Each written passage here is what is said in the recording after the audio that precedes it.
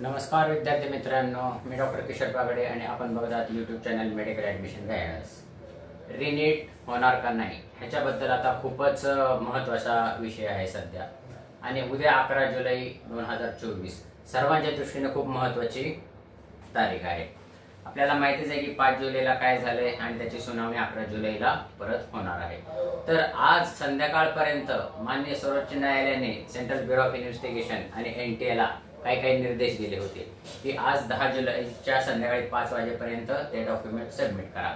आता त्यांनी काय सबमिट केलंय, काय रिपोर्ट सादर केलेले आहे ते उद्या आपल्याला समजेल। पण आजचा आपल्याला विषय आहे रिनीटचा निर्णय होणार आहे का नाही, म्हणजे रिनीट घ्यायची का नाही घ्यायची, ह्या निर्णयाप्रत माननीय सर्वोच्च न्यायालय येईल का नाही। कारण आता बऱ्याच विद्यार्थ्यांच्या कॉमेंट्स येत आहेत, बऱ्याच पालकांच्या कॉमेंट्स येत आहेत, युट्यूबवर आहे, सोशल मीडियावर आहे, प्रिंट मीडियामध्ये आहे की रिनीट कोणाला घ्यावीशी वाटते, कोणाला रिनीट घ्यावीशी वाटत नाही। बरं, एनटीएला पण एनटीएचं पण म्हणणं आहे की रिनीट घ्यायचं नाही, गव्हर्नमेंट ऑफ इंडियाचं पण म्हणणं आहे की रिनीट घेऊ नये। पण आता ह्या बोलण्याला काही अर्थ राहिलेला नाहीये। आपल्या म्हणण्याला, विद्यार्थ्यांच्या म्हणण्याला, पालकांच्या म्हणण्याला, एनटीएच्या म्हणण्याला किंवा गव्हर्नमेंट ऑफ इंडियाच्या म्हणण्याला की रिनीट करू नका ह्याला काय अर्थ राहील नाही। कारण हा सगळा निर्णय आता माननीय सर्वोच्च न्यायालयाच्या ह्याच्यामध्ये आहे, कोर्टामध्ये आहे। तर माननीय सर्वोच्च न्यायालय निर्णय घेईल का नाही घेईल ह्याचेच आपण अंदाज बांधू शकतो आणि ते कसे अंदाज बांधू शकतो त्याच्यासाठीच आजचा आपला व्हिडिओ आहे। तर आजचा आपला विषय काय आहे, रिनीटचा निर्णय होणार का नाही। मी डॉक्टर किशोर बागडे आणि आपण बघत आहात YouTube channel medical admission guidance. तर मित्रांनो, उद्या 11 जुलैला सुनावणी सुरू झाल्यानंतर माननीय सर्वोच्च न्यायालयाने जे काही आपल्याला 5 जुलैला निर्देश दिलेले आहेत ते 3 निर्देश खूप महत्त्वाचे आहेत। मागच्या व्हिडिओमध्ये पण मी सांगितलं होतं आणि आता पण ते सांगतो की हे जे काही पेपर लीक प्रकरण आहे ते किती प्रमाणावर आहे, अलग लक्षात, ते लीक प्रकरणामध्ये किती मुलं आतापर्यंत इन्व्हॉल्व झालेली आहेत, आतापर्यंत किती मुलं इन्व्हॉल्व झालेली आहेत, किती मुलं इन्व्हॉल्व असू शकतात, किती मुलं इन्व्हॉल्व असू शकतात। आणि तिसरं महत्वाची गोष्ट म्हणजे टेलिग्राम आणि व्हॉट्सअप ह्याच्यावर हा पेपर लीक प्रकरण गेलंय का नाही गेलं, आणि जर गेलं असेल तर किती वेळ अगोदर गेलं, म्हणजे एक्झिस्टिंग पेपर 5 मेला जो एक्झिस्टिंग पेपर झाला 11 ते 5:20 पर्यंत, त्याच्या अगोदर किती गेला, ह्यावर सगळा विषय अवलंबून आहे।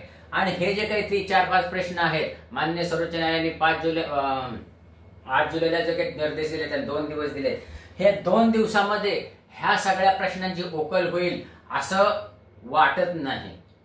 किती मुलं इन्व्हॉल्व आहेत, अजून किती मुलं इन्व्हॉल्व असतील आणि ह्या मुलांना वेगळं करता येईल का, टेलिग्राम चॅनलवर, आता टेलिग्राम चॅनलवर कधी पेपर गेला हे लगे लक्षात येऊ शकेल, ते सायबर ह्याच्यामध्ये लगे लक्षात येईल की कधी पहिली पोस्ट पडली वगैरे, त्याचा काही मुद्दा नाहीये। पण हे पेपर लीक प्रकरण किती मुलांपर्यंत गेलेलं आहे आणि अजून आपल्याला लक्षात येते की बऱ्यापैकी राज्यातून अनेक बातम्या येतात की ह्या राज्यामध्ये परत हे सापडलं, त्या राज्यामध्ये हे सापडलं। तर मित्रांनो, जे काही महत्वाचा मुद्दा आहे, किती मुलांपर्यंत हा प्रकरण आहे, किती मुलांपर्यंत हे पेपर लीकचे एक्सपोजर गेलेलं आहे, हा मुद्दा नॅशनल टेस्टिंग एजन्सी आणि सेंट्रल ब्युरो ऑफ इन्व्हेस्टिगेशन ही जी काही तपास यंत्रणा आहे ती माननीय सर्वोच्च न्यायालयाला कधी सांगू शकेल ह्याच्याबद्दल काही गॅरंटी नाहीये। कारण ह्या प्रश्नांची उकल इतक्या 2 दिवसामध्ये होणं किती प्रमाणात शक्य आहे आपल्याला काही लक्षात येत नाहीये। पण प्रकरणाचा आवाका बघता हे लगेच सादर करणं थोडंसं अशक्यप्राय वाटतंय असा अंदाज बांधता येऊ शकतो। तर उद्याच्या सुनावणीमध्ये काय होईल असा आपला अंदाज आहे, तर नॅशनल टेस्टिंग एजन्सी आणि सेंट्रल ब्युरो ऑफ इन्व्हेस्टिगेशन असा रिपोर्ट सादर करतील की आम्ही साधारणपणे ह्याच्या चर्चेमध्ये आहोत आणि आम्ही एक्सपोजरच्या ह्याच्यामध्ये आहोत, काय म्हणजे किती एक्सपोजर मिळालेले ह्या प्रकरणाचा हे तपास यंत्रणाला सांगावं लागेल। तर माननीय सर्वोच्च न्यायालय काय करेल उद्या, तर लगेच रिनीटचा निर्णय होणार नाही असं मला तरी वाटतं। रिनीटचा निर्णय लगेच कारण हा निर्णय एकदम एक्स्ट्रीम कंडिशन मधला निर्णय येतो, म्हणजे जेव्हा सगळे पर्याय संपतात तेव्हाचा निर्णय हा रिनीटचा आहे आणि माननीय सर्वोच्च न्यायालय सगळ्या पर्यायांचा विचार केल्यानंतरच तो निर्णय घेईल असा आपल्याला अंदाज आहे। तर ह्याच्यासाठी काय होईल की नॅशनल टेस्टिंग एजन्सी आणि सेंट्रल ब्युरो ऑफ इन्व्हेस्टिगेशन ह्या यंत्रणा काय करतील, अजून थोडा वेळ दिवस मागवतील अलग लक्षात. त्यांना साधारणपणे 9 आणि 10 हे 2च दिवस मिळालेले आहेत तपासणीसाठी. अजून तपास चालू आहे. तर अजून ह्या तपास यंत्रणा आणि ऑर्गनायझिंग बॉडी की अजून वेळ मागतील, साधारणपणे 4 ते 5 दिवस. म्हणजे उद्या आहे गुरुवार, शुक्रवार, शनिवार, परत रविवार, शनिवार सुट्टी असते. साधारणपणे अजून 4 दिवसाचा मुदतवाढ मागतील की आम्हाला तपासायला यंत्रणा. आणि मान्य सर्वोच्च न्यायालय पण साधारणपणे असंच होईल की अजून एक्सटेन्शन मिळेल की ह्या पूर्ण तपास करण्यासाठी की पीपल लीगचं प्रकरण किती प्रमाणात एक्सपोजर आहे, तर ह्याला तपास यंत्रणेला अजून वेळ द्यावा असं त्यांनाही वाटेल.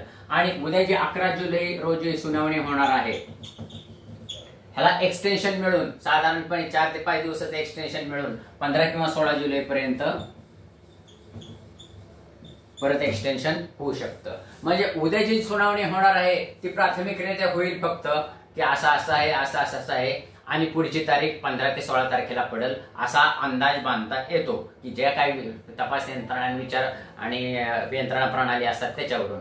कारण की इन्व्हेस्टिगेशन करणं महत्वाचं आहे आणि रिनीट होणं हा एकदम शेवटचा पर्याय आहे. एक्स्ट्रीम कंडिशन मध्येचा तो पर्याय.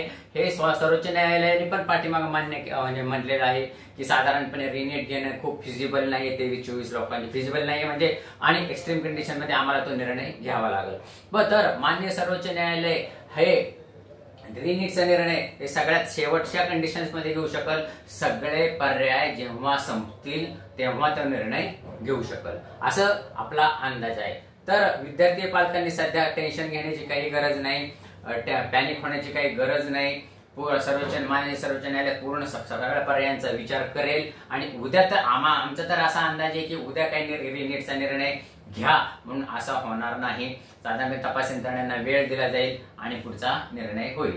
जो काही निर्णय होईल आणि मेडिकल ऍडमिशन संदर्भात ज्या काही बातम्या असतील तर या चॅनलवरून तुम्हाला ताबडतोब कळवण्यात येईल. उद्याचा पण निर्णय काय होईल आणि त्या निर्णयाची मीमांसा विश्लेषण करण्यात येईल. ह्या चॅनलला जोडे राहा. या व अशाच माहितीपूर्ण व्हिडिओसाठी ह्या चॅनलला सबस्क्राईब करा, बेल आयकॉनवर क्लिक करा आणि आपल्या मित्रांना शेअर करा. कारण हा चॅनल मेडिकल ऍडमिशन संपेपर्यंत तुमच्या बरोबर राहणार आहे. एवढं बोलून आजचा विषय थांबवतो. नंतर उद्या भेटूच ह्याच वेळेस. मी डॉक्टर किशोर बागडे. नमस्कार. जय हिंद.